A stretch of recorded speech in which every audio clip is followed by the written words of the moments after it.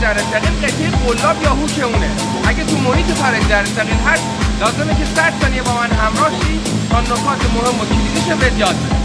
قلاب جره ثقیل قطعه برای گرفتن و بلند کردن بار. استاندارد اصلی قلاب ها عزم BC10 هست. قلاب ها از قسمت های دسته یا ساق، گردن، قسمت گلویی، ضامن ایمنی یا شیطانک، قسمت نوک قلاب، قسمت زین شکل، قسمت پشت قلاب و خط مرکزی بار قلاب تشکیل شدن. شیطونک قلاب قطعه فلزیه که تو دهانه قلاب نصب میشه و از بیرون اومدن ادوات باربرداری از دهانه قلاب تو زمان بیوزنی و کم وزنی بار جلوگیری میکنه. انواع شیطونک ها هم شامل شیطونک فنری، صقلی و مگنتی هست. انواع قلاب های مرسوم بر اساس استانداردهای عزم شامل قلاب چشمیدار قفشو، کلویس قفشو، کلویس، دسته‌دار، چشمیدار، دو طرفه، سورتینگ، گردان، ریختگری و قلاب ضامندار قفشو هستند. مطابق با استانداردهای عزم BC10 5 موردی که میتونه باعث ریجکت شدن قلاب ها بشه شامل تغییر شکل، خمیدگی و تاب خوردگی بیش از 10%، باز شدگی دهانه یا گلویی قلاب بیش از 15%،